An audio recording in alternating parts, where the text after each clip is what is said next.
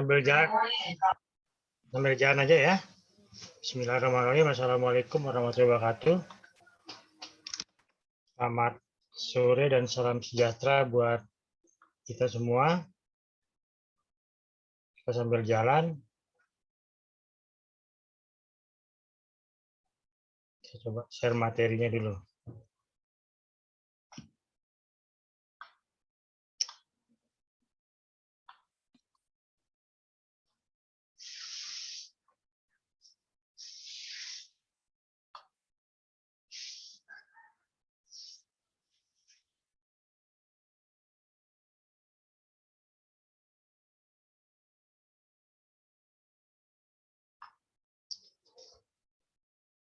Kita masuk materi ketiga soal supremasi konstitusi.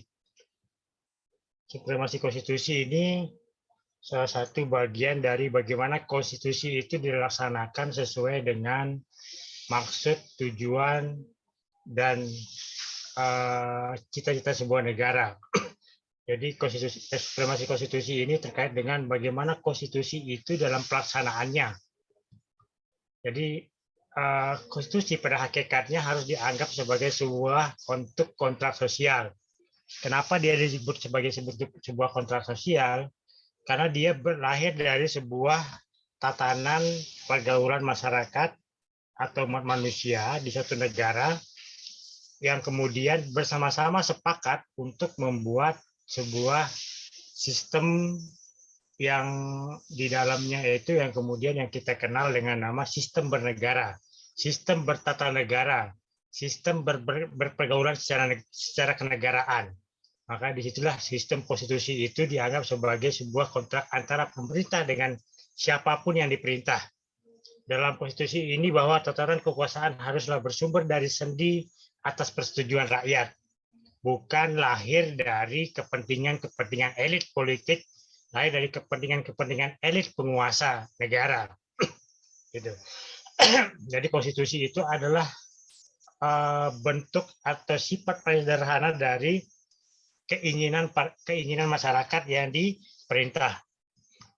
Nah, selain konstitusi adalah kesepakatan bersama sebagai bangsa yang harus menjadi dasar hidup bernegara, setiap warga negara selayaknya tunduk dan wajib mentaati kesepakatan bersama itu dan menggunakan ukuran lain untuk mengatur hidup bernegara. Nah, hakikat konstitusi itu ialah pengaturan jaminan hak asasi manusia dalam hidup sebagai homo society dan pengaturan masalah-masalah kenegaraan, frame of governance. Bagaimana dan sampai di mana pengaturan isi konstitusi yang bercorak ragam tetapi basic materialnya sama. Nah, Grundnorm di atas konstitusi ini kemudian menjadi teori fondasi dasar, yaitu soal piramida. Piramida konstitusi adalah piramida bagaimana menurut Haskell itu hukum itu bersifat hierarki. Artinya hukum itu tidak bersifat bertentangan dengan ketentuan-ketentuan yang lebih atas derajatnya. Jadi hal yang lebih derajat atasnya tidak bertentangan dengan konstitusi. Kemudian, nah di mana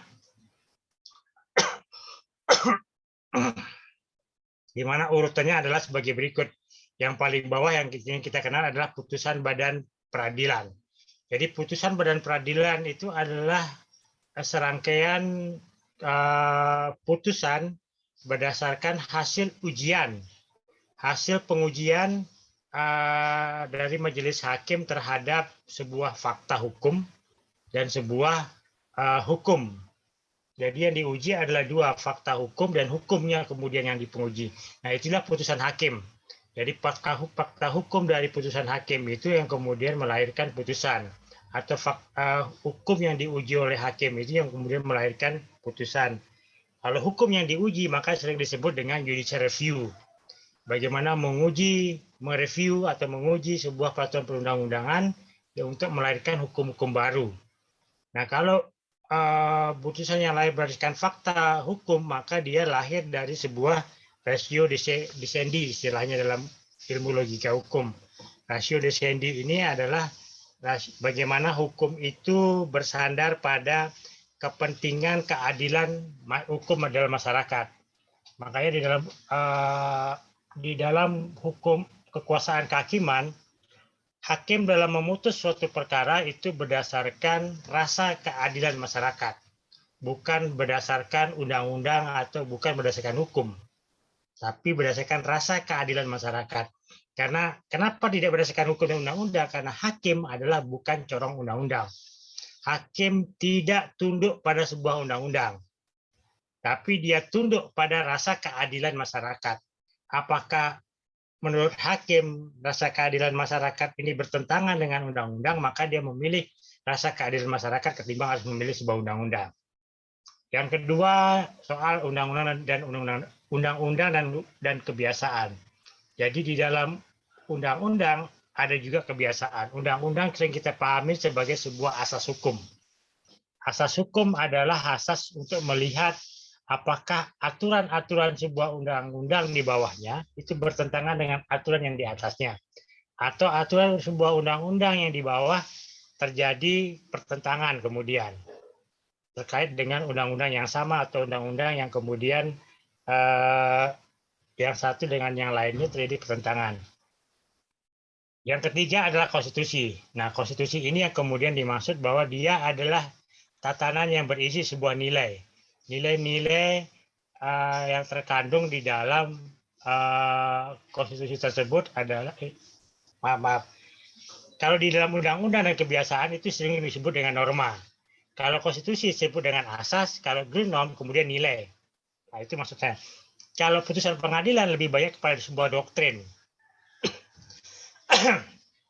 Pada sebuah doktrin. Nah, konstitusi adalah asas atau prinsip. Kalau undang-undang dan kebiasaan sebuah norma. Hal-hal yang diwajibkan dan hal-hal yang dilarang. Mana yang diwajibkan dan mana yang dilarang. Itu ada di dalam undang-undang dan kebiasaan. Itulah yang disebut dengan istilahnya itu adalah norma hukum. Nah, di atas norma hukum itu ada asas. Nah, asas ini yang kemudian membentengin hukum dan membentengin hukum dan norma tadi itu. Apakah dia bertentangan dengan asas, apakah dia bertentangan dengan prinsipnya, maka dia kemudian harus tunduk kepada asas dan prinsip tersebut. Nah, di atas konstitusi itu ada grundnorm. Grundnorm ini yang merupakan penafsiran yuridis saja dan menyangkut hal-hal yang bersifat meta yuridis. Jadi, grundnorm ini adalah nilai yang terkandung yang kemudian menjadi basic dari hal-hal yang diatur di bawahnya. Kalau kita kenal grundnorm ini dalam di Indonesia itu adalah Pancasila. Jadi Pancasila itu hanya berisi soal nilai-nilai yang terkandung di dalam sistem bernegara, sistem bersosial di dalam masyarakat itu adalah ada nilai-nilai yang terkandung di dalamnya. Itu kemudian dia sering disebut dengan grundnorm. Kalau hierarki piramida hukum yang berpuncak pada konstitusi. Nah, ini contohnya. Ada juga yang membuat tertinggi dalam sebuah piramida hukum itu adalah konstitusi. Grundnorm itu berada di luar. Nah, seperti Indonesia. Indonesia mencoba menghierarkikan hukumnya itu tidak memasukkan grundnormnya, tidak memasukkan Pancasila, tapi Pancasila berada di luar. Pancasila sebagai pengayom dari semua hal yang kemudian kita sebut dengan tadi itu konstitusi, undang-undang, kebiasaan, putusan pengadilan. Itu yang diayomi oleh grundnorm. Nah, di puncak Stephen Bau-Desrecht dan terhadap grundnorm. Menurut Hans Kensel, setiap tata norma hukum merupakan suatu susunan dari norma-norma. Di puncak Stephen Bau terdapatlah grundnorm dari suatu tata norma hukum nasional yang bukan merupakan satu norma hukum positif yang dibentuk oleh suatu tindakan legislatif, tetapi hanyalah merupakan hasil analisis pemikiran yuridis. Jadi sebagai contoh misalnya grundnorm Negara Republik Indonesia adalah Pancasila dan tata urutan peraturan perundang-undangan yang menurut Undang-Undang 45. Jadi Stephen Bau ini adalah Stephen Bau teori atau Stephen Bau ini adalah terdapat dalam grundnorm dari suatu tata norma hukum nasional. Di dalam grundnorm, kalau kita Apa hidung saya ini?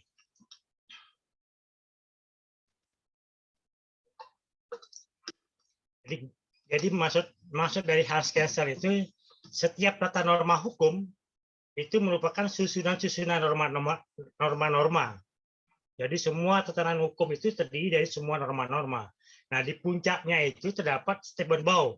Nah, terdapatlah di dalam Steubenbauer itu di atasnya adalah ada Grundnorm dari suatu tata norma hukum nasional yang merupakan suatu tata hukum positif yang dibentuk oleh suatu tindakan legislatif, tetapi hanyalah merupakan hasil pemikiran yuridis. Jadi semua peraturan perundang-undangan itu merupakan tindakan dari sebuah lembaga yang bernama legislatif, yang merupakan analisis dari sebuah pemikiran yuridis. Nah, sebagai contoh, Grundnorm Republik Indonesia adalah Pancasila dan tata urutan perundang-undangan menurut Undang-Undang 45. Sedangkan fundamental negara di atas aturan dasar negara. Profesor Dr. Hans Nowotny yang merupakan murid dari Hans Kensel, dia menyebutkan bahwa Grundnorm lebih dengan stat fundamental norm atau norma dasar. Jadi kalau dia menyebutnya dengan stat fundamental norm, fundamental dari sebuah kenegaraan atau dasar negara, yaitu norma dasar atau Grundnorm yang menurut Profesor Hans Nowotny sebagai suatu negara sebaiknya disebut dengan nama fundamental negara, stat fundamental norm, yang menciptakan semua norma-norma yang lebih rendah dalam sistem norma-norma tersebut serta menentukan berlaku atau tidak berlakunya norma-norma yang dimaksud. Nah, dalam hukum dapat dikelompokkan ke dalam 4 kelompok norma hukum, yaitu kelompok satunya adalah stat fundamental norm, kelompok 2-nya ada stat grad Gesetz, kelompok 3-nya adalah ada formal Gesetz, kelompok 4-nya adalah ada Verordnung and Autonom Satzung. Ini keempat norma yang kemudian mengatur soal hukum-hukum itu terdiri dari stat fundamental norm, kemudian stat Gesetz, itu adalah konstitusi, kemudian ada formal Gesetz. Formal Gesetz adalah hukum-hukum formal yang berlaku di satu negara. Itu mulai dari Undang-Undang Dasar, PP, Perpres, Perda, itu yang dimaksud dengan formal Gesetz. Kemudian ada Verdat and Autonomisation. Nah, ini yang disebut kemudian yang dia sebut dengan nama peraturan daerah Perda. Jadi ada peraturan yang bersifat ada peraturan yang bersifat otonomi. Jadi peraturan yang melaksanakan ketentuan-ketentuan otonomi. Itu yang disebut dengan Verordnung and Autonomisation di bahasa Jerman ya. Nah, kalau dihierarkikan seperti ini, dihierarkikan. Hierarki hukum yang berpuncak pada stat fundamental norm. Kemudian stat Gesetz, formal Gesetz, Verordnung and Autonomisation. Itu kalau dihierarkikan.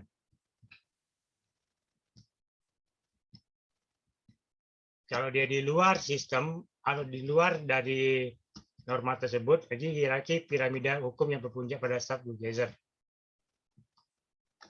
Namun dalam penggambarannya dapat pula digambarkan seperti pada gambar di atas ini. Ini gambar yang di luar kemudian. Jadi stat fundamental norm itu memayungin semua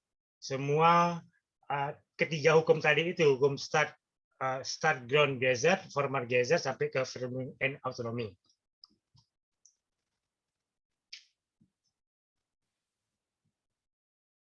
Hukum alam di atas konstitusi. Jadi sebelum ke hukum alam di atas konstitusi ada pertanyaan dulu.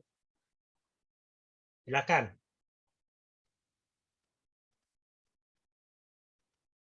Ada pertanyaan? Sebelum ke sana? Gini Pak, sedikit Pak. Ya, silakan.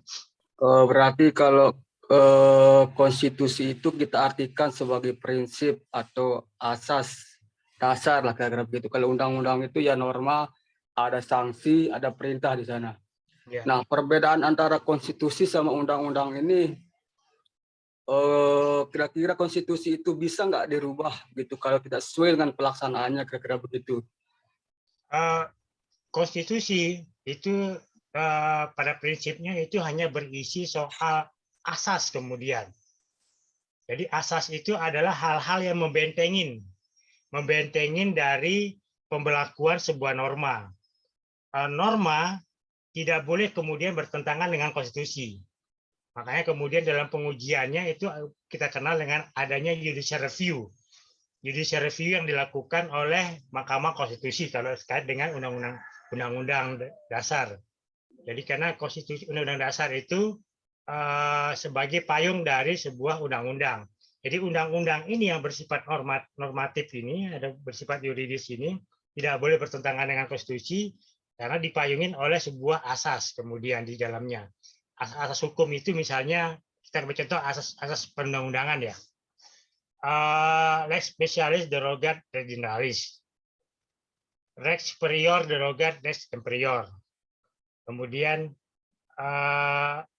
Lex satu lagi itu norma yang lebih khusus mengenyampingkan norma yang lebih umum. Norma yang lebih rendah tidak boleh bertentangan dengan norma yang lebih tinggi. Norma yang baru mengenyampingkan norma yang lama. Kemudian gitu. Jadi undang-undang yang baru mengenyampingkan undang-undang yang lama. Norma yang lebih rendah, norma yang lebih rendah ini misalnya PP tidak boleh bertentangan dengan undang-undang atau PP Perda tidak boleh bertentangan dengan Perpres atau Permen. Itu yang kemudian yang dimaksud dengan kedudukan norma ini lebih rendah dari yang lebih tinggi ini tadi. Kemudian ada asas lex specialis derogat res generalis. Nah, norma yang lebih khusus mengenyampingkan norma yang lebih umum. Contohnya adalah norma soal undang-undang perlindungan anak itu menyampingkan undang-undang yang berlaku dalam hukum pidana misalnya. Atau yang berlaku dalam hukum perkawinan misalnya. Itu yang kemudian dimaksud dengan norma yang lebih rendah, norma yang lebih khusus menyampingkan norma yang lebih umum. Dia adalah bersifat asas kemudian. Itulah asas itu yang kemudian membentengin. Nah, di atasnya asas itu ada nilai. Nilai itu ada di mana? Ada di dalam Pancasila. Jadi nilai-nilai Pancasila itu yang kemudian diturunkan di dalam konstitusi. Konstitusi inilah yang kemudian menjadi pengawal dari nilai-nilai tadi itu, nilai-nilai Pancasila. Nah, di bawah pengawal nilai Pancasila, pengawal dari nilai-nilai Pancasila tadi itu konstitusi kemudian berperan sebagai asas yang bersifat umum. Dia hal-hal yang bersifat umum, kemudian abstrak. Abstrak untuk mengkonkretkan dia itu dibuatlah undang-undang. Tapi undang-undang tidak boleh bertentangan dengan hal yang sudah bersifat umum tadi yang abstrak ini. Dia tidak boleh mengatur hal yang tidak diatur di dalam konstitusi misalnya. Misalnya dia mengatur soal perkawinan campuran misalnya. Padahal di dalam konstitusi itu tidak mengenal yang namanya perkawinan campuran. Kemudian dia mengatur soal kekayaan sumber daya alam ini boleh dikuasai asing. Padahal di dalam konstitusi pasal 33 ayat 3 itu tidak dibenarkan untuk memberikan peluang kepada asing menguasai kekayaan alam Indonesia. Itu yang dimaksud kemudian dari kedudukan sebuah konstitusi. Yang lain baik. Ada pertanyaan lagi yang lain silakan. Sedikit Pak, masuk Pak. Ya silakan. Assalamualaikum warahmatullahi wabarakatuh. Waalaikumsalam warahmatullahi wabarakatuh. Dalam pengadilan itu hakim memiliki keputusannya sendiri, Pak, tergantung dari kebijaksanaan dari hakim itu sendiri. Akan tetapi dalam hal ini tentunya dalam undang-undang, misalnya dalam undang-undang hukum pidana, di sana kan sudah ditentukan dia hukumannya itu maksimal itu berapa gitu. Yang saya tanyakan apakah kitab undang-undang hukum pidana ini dalam hukumannya itu adalah hanya sebuah gertakan semata kepada masyarakat atau bagaimana Pak? Padahal kan di dalam pengadilan itu walaupun keputusan hakim itu berselewangan sama yang ada di undang-undang itu kan itu tidak jadi masalah gitu. Ya. Karena dia hakim bukan corong undang-undang, itu yang pertama. Hakim itu bukan corong undang-undang, karena dia melaksanakan fungsi kekuasaan kehakiman. Nah, fungsi legislasi itu ada di DPR. Fungsi penyusun peraturan perundang-undangan ada di eksekutif. Eksekutiflah yang kemudian memohonkan sebuah undang-undang untuk ditetapkan. Ketika dia dibahas di DPR dan ditetapkan bersama, kemudian pelaksanaan fungsi pengawasan sebuah undang-undang dilakukan oleh legislatif. Kekuasaan eksekutif adalah kemudian mengontrol pelaksanaan kedua lembaga tersebut ketika melaksanakan sebuah undang-undang. Apakah telah sesuai tidak dengan rasa keadilan masyarakat. Kemudian, makanya putusan hakim itu selalu bicara soal rasa keadilan masyarakat, bukan berdasarkan rasa keadilan hukum atau undang-undang. Nah, itu dipahamin ya? Dipahami nih Pak. Cuman terkadang kesannya banyak sekali kasus-kasus yang masyarakat mungkin kita berpikir itu tidak sesuai sama hukumannya dalam putusan hakim itu sendiri gitu. DPR sebagai wakil rakyat pun saya rasa tidak pernah ada beritanya ketika DPR itu memanggil hakim gitu Pak. Nggak boleh dia manggil hakim. DPR tidak boleh manggil hakim karena fungsi dia bukan fungsi mengawasi hakim. Fungsi DPR adalah mengawasi eksekutif terkait dengan pelaksanaan undang-undang. Itu harus dibedakan. Jadi kekuasaan hakim ini adalah kekuasaan mandiri, imparsial, bebas dari intervensi. Beda di zaman Orde Baru. Kalau zaman Orde Baru orang sangat cepat sekali mengintervensi hakim karena tidak boleh diintervensi hakim itu Pak. Tidak boleh diintervensi hakim. Hakim tidak boleh dibenang. Hakim dalam memutus itu ada beberapa pertimbangan digunakan. Alasan pemaaf, ya, alasan kemudian pemberat. Kenapa dia harus dihukum berat? Kenapa dia harus dimaafkan? Nah, kemudian yang ketiga adalah alasan yuridis ya. Alasan yuridis itu alasan yang berdasarkan berdasarkan fakta hukum. Makanya di dalam pembuktian di dalam persidangan itu yang dibuktikan oleh hakim tingkat pertama dan hakim tingkat kedua, pengadilan tingkat pertama dan pengadilan tingkat kedua adalah pembuktian yudek faksi.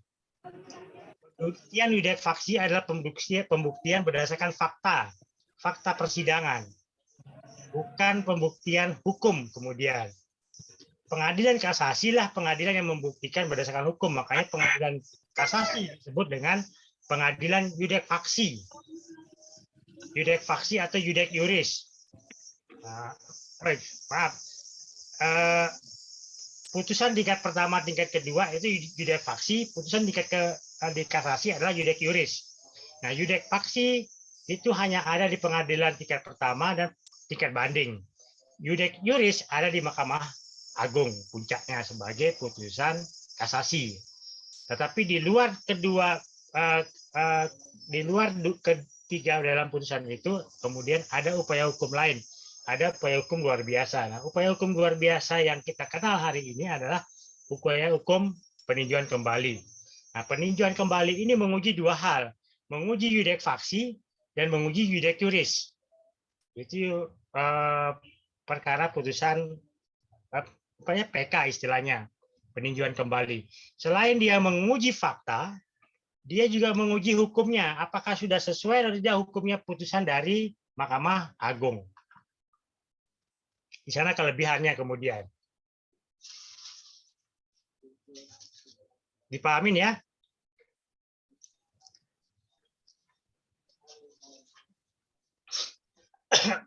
Tenggorokan saya ini aja mampet. Dipahamin ya? Sampai di sana. Insya Allah. Siap. Kita lanjutkan dulu. Sedikit Pak. Ya, silakan.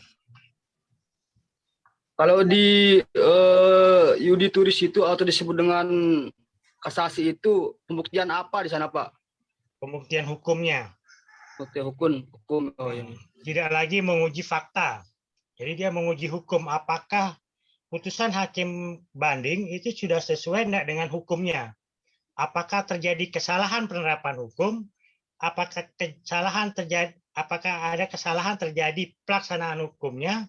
Apakah ada kesalahan terjadi dalam menilai hukumnya? Makanya disebut dengan yudek yuris istilahnya.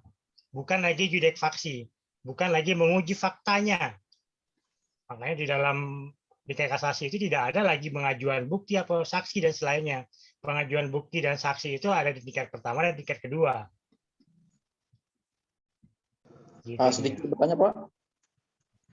ya. Terkait dengan hierarki hukum antara konstitusi sama UUD 1945. Sedangkan di hierarki hukum itu tersendiri, konstitusi itu nggak ada di sana. Nah, yang saya pertanyakan ini, kedudukan antara konstitusi sama UUD 1945 itu apakah sama atau beda, Pak? Konstitusi itu, kalau di dalam kita itu konstitusi itu adalah Undang-Undang Dasar 45. Mungkin maksudnya Grundnorm ya. Grundnorm yang tidak ada di dalam hierarki Pancasila itu. Itu mungkin maksudnya. Pancasila tidak masuk dalam hierarki kemudian. Kenapa Pancasila tidak masuk dalam hierarki peraturan perundang-undangan?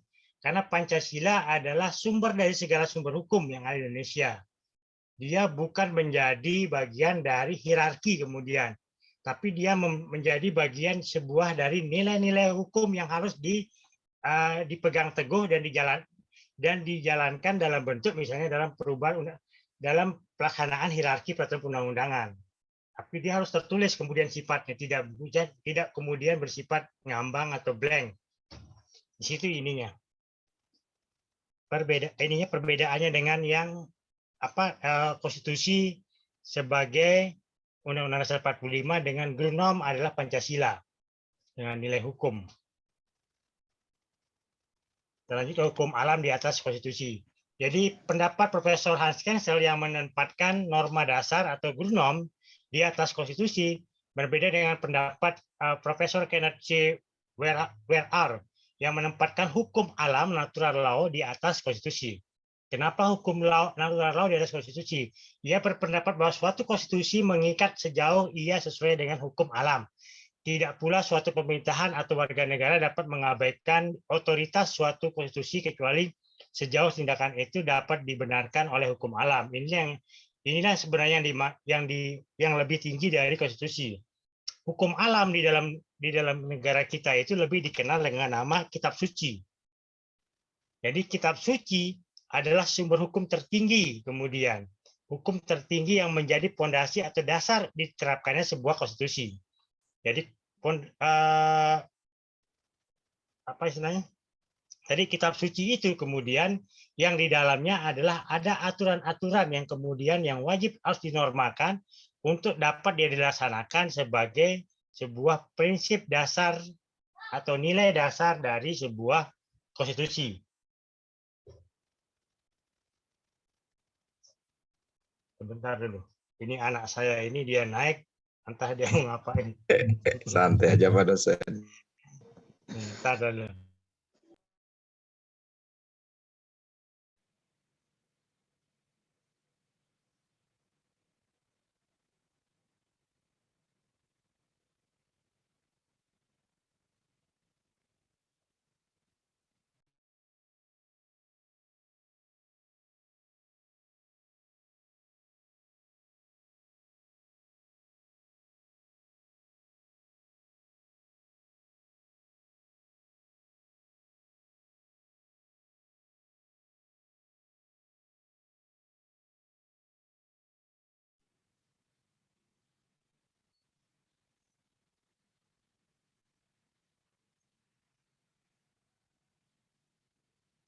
Pak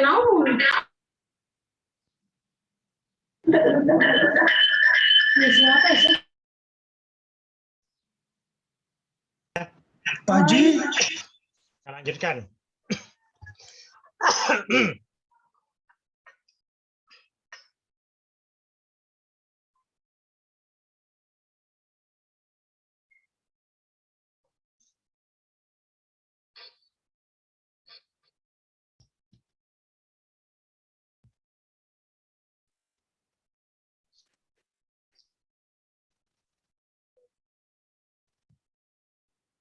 Kita hukum di atas hukum dasar-dasar negara. Jadi pembentukan Undang-Undang 45 itu melalui penjelasan Undang-Undang 45 yang berdasarkan perubahan keempat Undang-Undang 45 tahun 2002 tidak berlaku lagi berpendirian pada 4 pokok pikiran yang terkandung dalam pembukaan Undang-Undang 45. Jadi Undang-Undang 45 itu tidak hanya terkandung soal 4 pokok pikiran. 4 pokok pikiran dalam pembukaan Undang-Undang 45, yaitu pertama itu dengan perkataan ini, inti dari pembukaan Undang-Undang 45 adalah negara Republik Indonesia berdasarkan Pancasila, karena pokok pikiran dalam pembukaan tersebut berisi sila-sila Pancasila. Jadi kelima sila-sila Pancasila itu menjadi fundamental dasar negara itu terbentuk.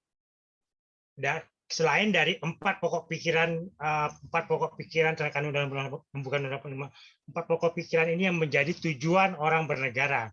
Tujuan dari negara ini terbentuk selain sila-sila dalam Pancasila, itu maksudnya kemudian. Jadi kita hukum di atas hukum dasar negara ini adalah ada dua hal. Ada 5 sila dalam Pancasila dan ada 4 pokok pikiran yang terkandung dalam pembukaan Undang-Undang 45. Jadi 4 pokok ini yang kemudian menjadi satu, ada pikiran dari cita hukum yang ingin dituju dari sebuah berbangsa dan bernegara. Ada yang bisa bantu saya enggak? Apa 4 pokok pikiran yang terkandung di dalam pembukaan Undang-Undang 45 itu? Ada yang bisa bantu enggak?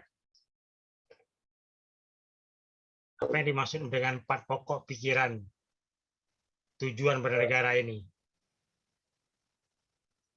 Coba satu pada saya disebutkan hak adalah segala bangsa. Hak atas segala bangsa. Yang lain? Ada 4 itu pokoknya di dalam pembukaan Undang-Undang 45. Ada masih ingat enggak?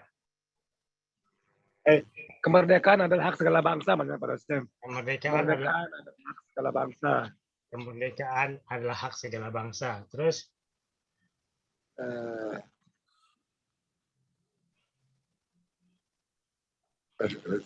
Kedaulatan berada di tangan rakyat, Pak dosen.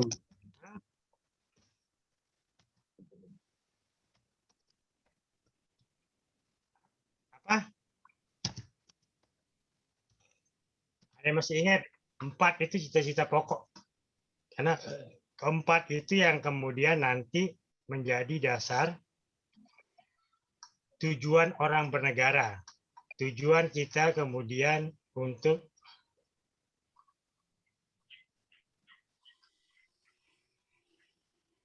mungkin 4 pokok itu persatuan, kedaulatan rakyat, ketuhanan, poin-poinnya maksudnya. Kan ada 5 sila. 5 sila dalam Pancasila itu dasar pertamanya. Kemudian ada 4 pokok dalam bernegara. 4 pokok dalam 4 pokok tujuan dari berdirinya sebuah negara. Kan begini di dalam, bahwa sesungguhnya kemerdekaan itu ialah hak segala bangsa, dan oleh sebab itu maka penjajahan di atas bumi dunia harus dihapuskan karena tidak sesuai dengan peri kemanusiaan dan peri keadilan. Itu pembukaan kita, ingat ya. Oke. Dan perjuangan pergerakan kemerdekaan Indonesia telah sampailah kepada saat yang berbahagia dan selamat sentosa mengantarkan rakyat Indonesia ke depan pintu gerbang kemerdekaan Indonesia yang merdeka, bersatu, berdaulat, adil dan makmur. Atas berkat rahmat Allah yang Maha Kuasa dan didorong oleh keinginan luhur supaya berperi kehidupan kebangsaan yang bebas, maka rakyat Indonesia menyatakan dengan ini kemerdekaannya. Nah, masuk dari ke bab keempat, disitulah tujuan bernegara itu.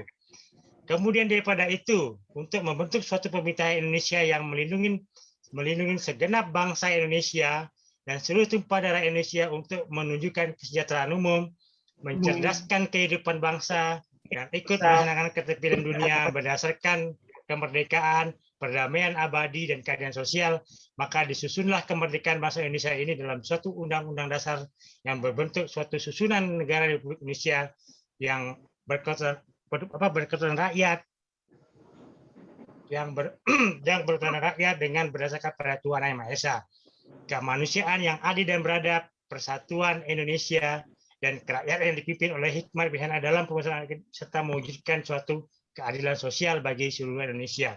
Di bab 4 itulah sebetulnya rangkaian dari tujuan Indonesia ini berdiri secara keseluruhan. Kalau bab 4 ini yang kemudian terlaksana, maka terlaksanalah semua kemajuan Indonesia. Dipahamin?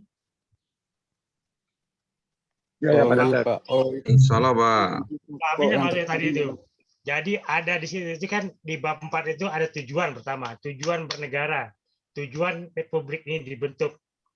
Pertama soal melindungi segenap bangsa Indonesia dan seluruh tumpah darah Indonesia.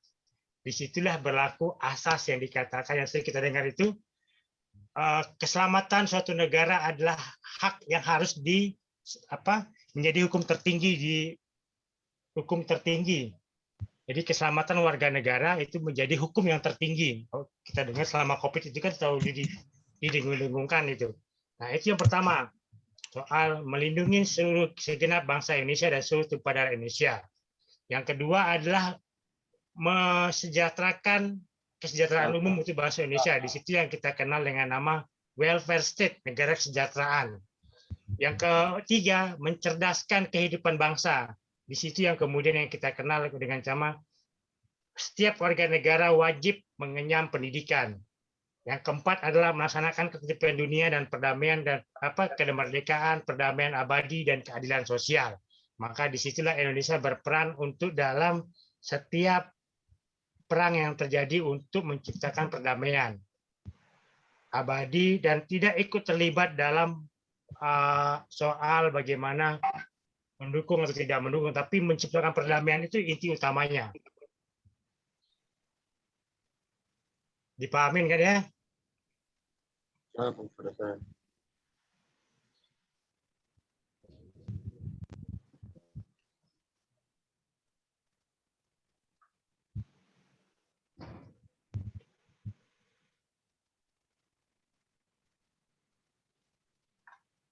Ada pertanyaan yang lain loh?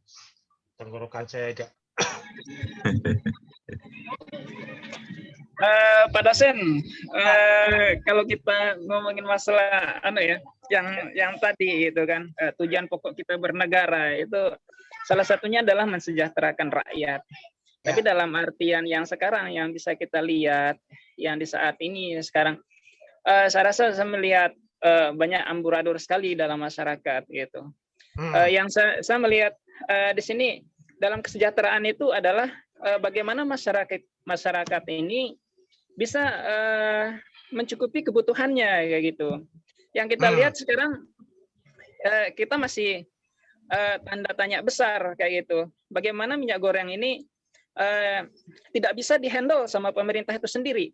Padahal dalam amanat undang-undang itu sendiri itu sudah dicantumkan di sana bahwa pemerintah itu ya harus mensejahterakan rakyatnya kayak gitu. Ini bagaimana pandangan pada Pak dosen sendiri? Makasih. Saya saja marah itu kan.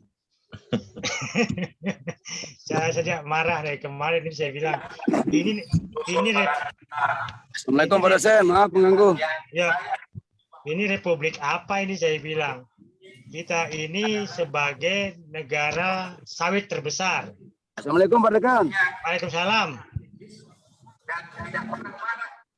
Waalaikumsalam. Pak Adi ya? Ya Pak Adi, gimana? Nah, kita ini sebagai negara sawit terbesar dan pengekspor minyak goreng terbesar, saya katakan. Tapi di mana-mana logikanya itu ketika langka, maka harga itu stabil. Tapi ini ketika habis langka, harga semakin mahal. Pertanyaannya adalah siapa yang mengontrol negara ini? Apakah negara ini dikontrol oleh oligarki atau negara ini dikontrol oleh para pedagang kemudian? Negara dikontrol oleh para pedagang Pak dosen. Dia mengekspor keluar bahan mentah itu tidak diberikan masyarakat, dia ekspor keluar Pak dosen. Nah, itu jawabannya Pak Adi sudah tegas itu. Kenapa mesti mengekspor? Kalau dia dikelola di Indonesia, wajib masyarakat itu merasakan. Tapi karena dikelolanya di luar daerah atau diekspor sistemnya untuk bayar hutang, mungkin ke Cina, mungkin ke Amerika gitu kan. Nah, sehingga limitnya di Indonesia karena faktor-faktor itu. Kenapa bisa limit? Padahal kita adalah negara penghasil sawit terbesar di dunia. Kan dipakai bayar hutang kadang Pak dosen yang barang mentah. Nah, itu pertanyaannya. Itu jawabannya yang paling cerdas dari Pak Adi itu. Itu sudah dijawab. Itu yang terjadi. Itu yang terjadi. Kalau kemudian negara ini dikelola dengan baik, negara ini dikelola dengan benar, maka tidak akan ada namanya krisis minyak goreng. Iya, Nah, itu yang sebenarnya Pak dosen kalau dikelola dengan baik. tata kelola sesuatu yang ada di Indonesia ini, insya Allah tata kelola tidak negara ada. kita ini tata kelola negara kita ini sangat buruk kemudian. Kenapa dia sangat buruk? Karena tidak dikelola dengan baik. Kenapa emak-emak hari ini harus mengantri? Bahkan nonton TV tidak salah 2 hari yang lalu itu ada emak-emak harus mengantri dan pindah ke 3 toko. Setelah dia pindah ke 3 toko, dia tumbang dan meninggal dunia. Kasihan itu. Sangat miris kita. Orang ibu-ibu harus bertahan untuk mencari minyak goreng. Dia harus pindah ke 3 toko, tidak menemukan minyak goreng. Ketika dia mau mencari ke toko keempat, dia tumbang di tengah jalan dan dia meninggal dunia. Apakah tidak kasihan terhadap emak-emak itu kemudian?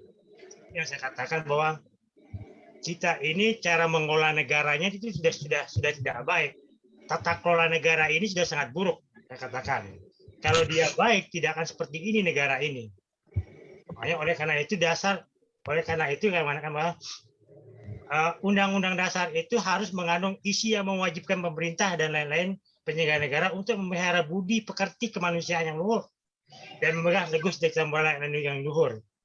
Jadi dia tidak punya kemudian cita-cita yang luhur untuk memanusiakan manusia, untuk mensejahterakan rakyat, itu yang kemudian yang ada. Yang ada adalah kemudian kepentingan di dalamnya.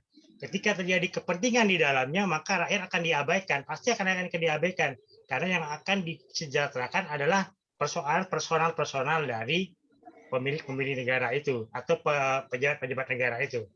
Nah, pokok pikiran dalam pembukaan Undang-Undang 45 ini disebut meliputi susunan kebatinan. Geset het the Grand katanya. Geset het the Grand ini yang dikatakan oleh Hans Kelsen dari Undang-Undang Dasar Negara Indonesia. Nah, dalam pokok-pokok pikiran ini mewujudkan cita-cita hukum Rechts yang menguasai hukum dasar, baik hukum dasar yang tertulis Undang-Undang Dasar 45 maupun hukum dasar Cita-cita negara, Pak. konvensi. Jadi Undang-Undang Dasar menciptakan pokok-pokok pikiran yang di dalam pasal-pasalnya sudah tentu di bawah hukum dasar terhadap hukum biasanya. Lanjut langsung. Teori hukum. Ya, silakan. Pak dosen, kita melihat kalau sekarang ini pemerintah ini sedang menutup telinga, saya rasa. Sedang menutup telinga dalam artian apa? Keluhan-keluhan masyarakat itu seolah-olah tidak digubris, gitu. Bagaimana kalau keluhan ini ketika disampaikan kepada pemerintah, gitu. Apalagi ini masalah minyak goreng, ini sering sekali itu dibolak-balik, saling tuduh menuduh kayak gitu. Itu dia, itu persoalannya kemudian. Ini saling lempar tanggung jawab. Saya lempar tanggung jawab, saling melepaskan kesalahan kepada orang lain supaya dia terhindar dari kesalahan tersebut. Itu jahatnya. Tapi kalau saya mendengar dari tadi katanya Pak Adi bahwa kenapa ini begini gitu kan, itu karena memang Indonesia sekarang memiliki utang yang luar biasa sekarang sampai 6.000 ke atas triliun gitu kan. Dalam artian sebenarnya utang ini adalah ini pekerjaan dari pemerintah itu sendiri. Yang kita lihat sekarang masyarakat Indonesia ini lagi amburadul gitu dalam hal pangan, itu banyak kenaikan atau apa. Akan tetapi keegoisan dari pemerintah itu sendiri untuk tentang ibu kota negara baru ini itu sangat bertentangan sekali juga itu Pak dosen. Ibu kota negara baru. Iya, dengan banyaknya utang yang sekarang ditanggung sama. Halo? Pak dosen kayaknya nih melanggar konstitusi nih Pak dosen. Melanggar konstitusi. Iya. Terlalu banyak yang dilanggar ini. terlalu banyak yang dilanggar di dalam konstitusi Tantangan ini. terus pemerintah ini sama konstitusi Pak dosen. Tentangan terus dengan Biar konstitusi. bisa 3 periode.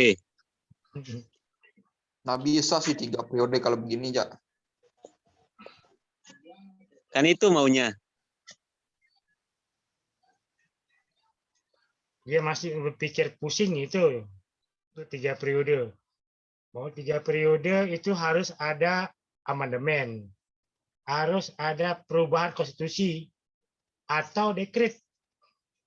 Nah, dekret itu alasannya jelas karena apa? Ada syarat-syaratnya untuk dekret.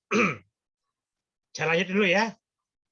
Hukum sebagai perilaku atau sikap tindakan yang ajak menurut Profesor Hans Kensel bukanlah merupakan objek dari ilmu hukum, tetapi merupakan objek dari ilmu sosiologi hukum yang baginya bukan merupakan ilmu hukum.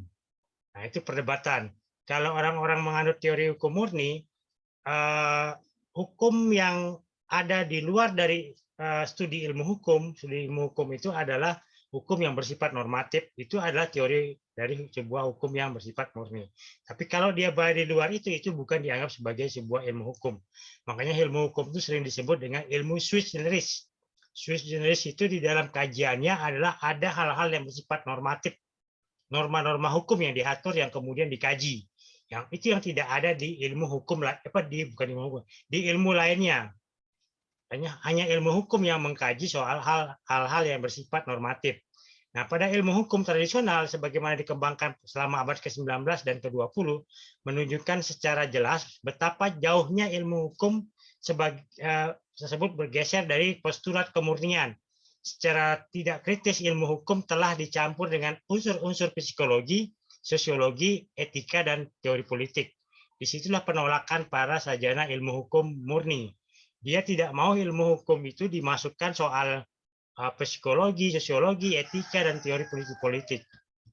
Nah, pencampuran ini dapat dipahami karena pokok bahasan ilmu ini berkesinambungan dengan hukum teori hukum murni berusaha untuk membatasi kognisi atau penalaran hukum terhadap disiplin-disiplin ini.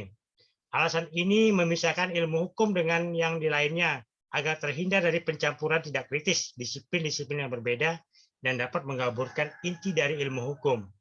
Jadi teori hukum murni ini berusaha untuk membatasi penalaran hukum terhadap disiplin-disiplin lainnya. Dia ingin melihat hukum itu secara murni, maka kajilah hukum itu berdasarkan apa yang berbunyi yang tercantum dalam sebuah norma hukum. Jadi norma hukum itu yang kemudian nanti dilihat bagaimana kajian secara sosiologi dan sebagainya. Nah, itu untuk memperjelas ilmu hukum. Nah, hukum dan keadilan dua konsep yang berbeda. Nanti Kensel menempatkan ideologi, cita hukum, cita moral, dan lainnya termasuk keadilan di luar hukum.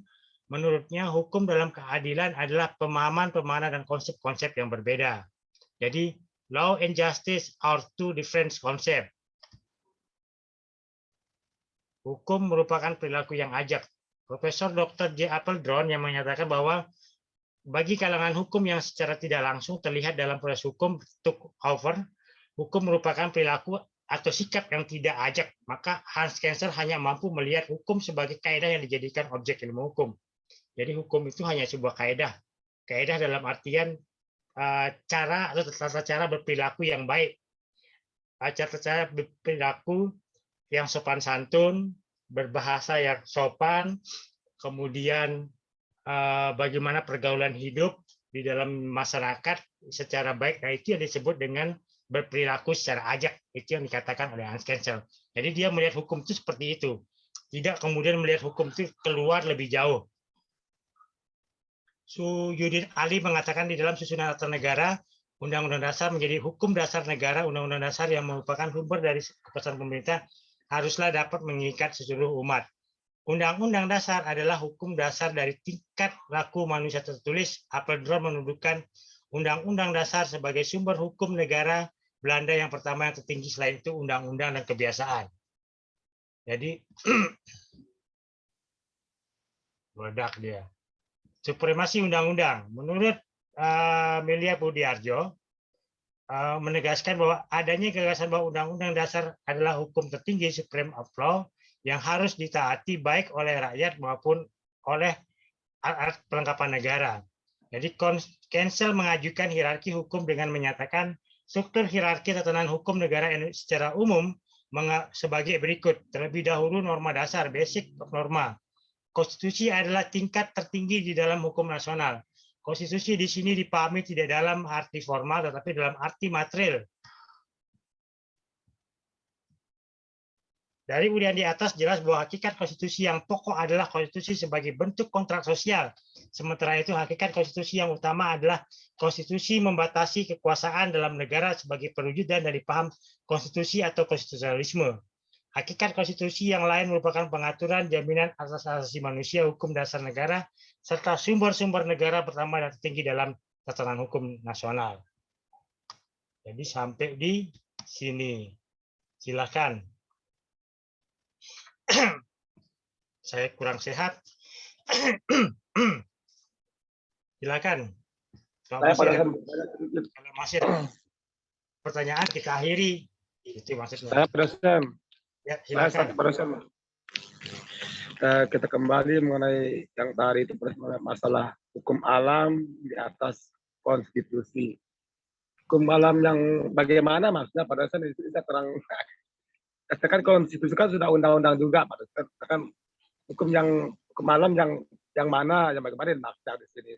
Hukum alam itu hukum yang dibuat oleh Tuhan, misalnya di dalam kitab suci itu kan ada banyak hukum yang terkandung. Hukum-hukum itu yang dia menjadi patokan, dia menjadi panduan, kemudian panduan dari konstitusi, dia tidak boleh bertentangan misalnya. Misalnya kalau umat Islam itu mengenal Al-Quran dan hadis itu sebagai panduan dia dalam beragama, panduan dia dalam berperilaku, panduan dia dalam bersosialisasi, bersosial di masyarakat atau bergaul di masyarakat, maka dia tidak boleh kemudian konstitusi itu melanggar apa yang ada di dalam kitab suci tersebut. Makanya kemudian hukum di Indonesia ini kemudian menormakan hal-hal seperti itu, misalnya soal zakat. Soal zakat kemudian dituangkanlah di dalam undang-undang. Bagaimana cara zakat yang baik, zakat yang benar, zakat apa saja yang harus dibayar. Kemudian dari sisi makanan, kemudian diciptakanlah undang-undang halal. Hal-hal apa istilahnya? Makanan-makanan apa yang kemudian yang dikatakan dia bersifat halal, sampai ke soal wakaf, infak, tidak salah diatur oleh negara. Kemudian pengaturan soal pelarangan minuman beralkohol, itu bagian dari pengaturan negara terkait dengan hal-hal yang diatur di dalam kitab suci, bagaimana dia kemudian menormakannya di dalam konstitusi. Dalam konstitusi kemudian dia normakan di dalam sebuah undang-undang, supaya pengaturannya lebih kepada mengikuti isi dari kitab suci. Dia tidak boleh bertentangan dengan kitab suci. Tidak boleh kemudian negara ini membuat undang-undang minuman keras. Itu.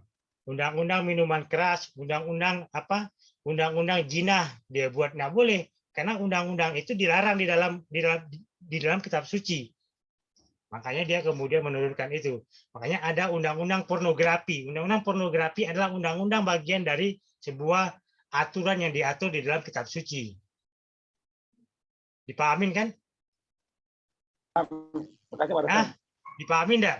Terima kasih Pak Presiden. Iya, siap. Jadi hal-hal yang dilarang dan hal-hal yang wajib di dalam kitab suci itu harus dilaksanakan di dalam konstitusi sampai ke bentuk dalam undang-undang. Tidak boleh ada pelarangan. Misalnya orang dilarang sholat tidak boleh dilakukan di dalam undang-undang. Orang dilarang untuk mengaji tidak boleh dilakukan di dalam undang-undang. Dia harus dilaksanakan apa sesuai yang dibacakan dalam kitab suci. Jadi dia berlaku untuk semua agama kemudian, bukan hanya Islam.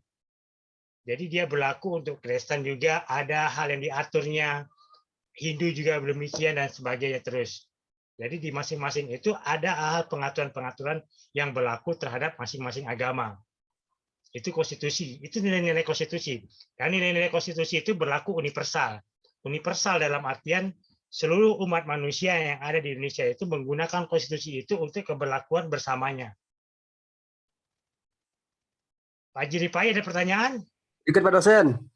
Ya Pak, boleh Pak sedikit Pak. Ya, silakan. Terima kasih Pak dosen, ada sedikit yang tanyakan di sini terkait dengan masalah konstitusi. Jadi begini Pak dosen, kalau kita lihat konstitusi itu adalah lembaga negara yang tertinggi dalam pengaturan hukum yang dijadikan pelaksanaan pemerintahan suatu negara. Nah, jadi kita lihat pada masa ini banyak sekali ketimpangan-ketimpangan yang tidak tidak efektif yang dilakukan oleh pemerintah pusat atau lembaga negara yang tertinggi itu. Misalnya kalau terjadi seperti kejadian seperti ini, kayak kita lihat seperti kelangkaan minyak, tentang pengolahan tata negara,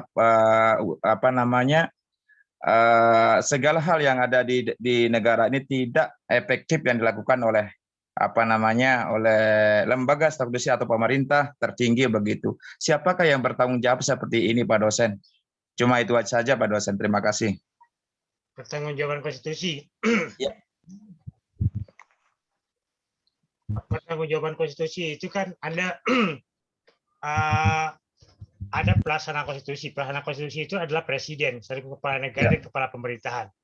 Presiden itu selaku kepala negara adalah dia selaku kepala di semua unsur yang ada di dalam struktur negaraan. Termasuk dia adalah bertanggung jawab terhadap masyarakat, negara. Negara itu ada di dalamnya ada masyarakat dan ada pemerintahannya ada di dalamnya. Kemudian presiden selaku kepala pemerintahan. Presiden selaku kepala pemerintahan dan presiden selaku kepala dari pemerintahan-pemerintahan yang ada. Bukan kemudian legislatif ya. Kalau kepala negara itu bertanggung jawab terhadap legislatif, eksekutif, yudikatif, masyarakat. Itu kepala negara. Tapi kalau kepala pemerintahan, presiden dengan eksekutif, dengan menteri-menterinya. Itu kepala pemerintahan. Jadi bertanggung jawab terhadap kepala pemerintahannya. Nah, kekacauan yang terjadi di Republik ini misalnya soal, tadi contoh kecil soal minyak goreng. Siapa yang bertanggung jawab? Ya presiden. Presiden selaku kepala negara. Presiden telah gagal untuk bagaimana menciptakan kesejahteraan pada masyarakat. Menjaga harga pasar di Indonesia, tapi presiden dikontrol oleh pasar. Itu yang lemah kemudian. Lemah katanya orang. Presiden kita lemah. Ngurus minyak goreng aja dikontrol oleh pasar. Itu lemah katanya orang. Begitu Pak Haji. Oh, iya. Sedikit Pak dosen. Ya, silakan. Kepala tinggi negara Pak dosen ya. Istilahnya yang bertanggung jawab adalah kepala negara begitu, seperti kecuali seperti ini Pak dosen begitu kan? Iya, kepala negara karena dia yang bertanggung jawab terhadap pelaksanaan kenegaraan ini, tata kelola negara ini. Ya. Pak dosen sedikit. Iya. Ketika Bapak tadi itu mengatakan ilmu teori hukum murni yang tadi itu gimana menurut kalau menurut pandangan John Locke di hukum positifnya itu Pak dosen, dia tidak mengakui adanya hukum-hukum yang di luar dari misalkan hukum alam, hukum agama itu dia tidak percaya itu. Yang dimaksudkan hukum positif itu ya hukum yang dilembagakan, yang dibuat oleh pemerintah tersebut, itu yang dinamakan hukum positivisme Pak dosen. Kalau di teorinya John Locke, Pak dosen, kira-kira gimana menurut pandangan Pak dosen tentang hukum positif tersebut? John Locke itu kan hukum, dia menormatifkan hukum. Sepanjang hukum itu dinormatifkan, maka dia dianggap sebagai sebuah hukum. Makanya hukum alam itu kalau dia dinormatifkan, dia dianggap sebagai sebuah hukum. Itu teori hukum positifnya John Locke dengan teori hukum murni itu hampir sama. Dia memurnikan teori hukum itu, memurnikan hukum itu. Hukum itu tidak boleh dia berada di anasir-anasir soal politik, sosiologi, psikologi, maupun antropologi. Karena menurut dia ilmu-ilmu itu bukan ilmu-ilmu hukum. Nah, ilmu hukum yang murni itu adalah ilmu hukum yang mengatur kemudian memberikan sanksi dan sebagainya dalam bentuk hukum yang dipositifkan. Hukum yang dinormalkannya jelas. Ada aturan jelas dalam norma negara itu kemudian. Itulah hukum. Menurut hampir sama pandangan John Luke, karena John Luke adalah penganut pertama soal positivisme hukum. Oh siap Pak dosen. Mau diikutin oleh Skensel sampai ke hari ini cukup banyak. Sebagian besar orang, makanya di dalam ilmu hukum itu ada dua kutub dalam ilmu hukum. Ada penganut hukum normatif, ada penganut hukum empirik. Kemudian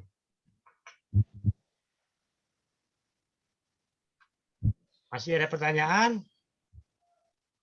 Kalau tidak ada, kita akhiri. Saya absen. Tidak ada? Halo Pak dosen, maaf sedikit bertanya. Ya. Yang dibahas di konstitusi itu norma-norma tentang undang-undang, Pak dosen, konflik tentang undang-undang. Asas hukum. Di dalam konstitusi itu yang dibahas adalah soal asas hukum, bukan norma-norma hukum. Norma-norma hukum itu ada di dalam undang-undang kemudian. Norma-norma itu ada di soal hak dan kewajiban, perintah dan larangan itu ada di undang-undang. Karena undang-undang dasar itu bersifat abstrak, umum masih. Tapi di dalamnya ada asas hukum yang diatur kemudian. Yang membincang dia adalah asas hukum. Gitu. Saya absen ya dulu ya. Ya, Pak dosen, makasih. Ya, siapa absen?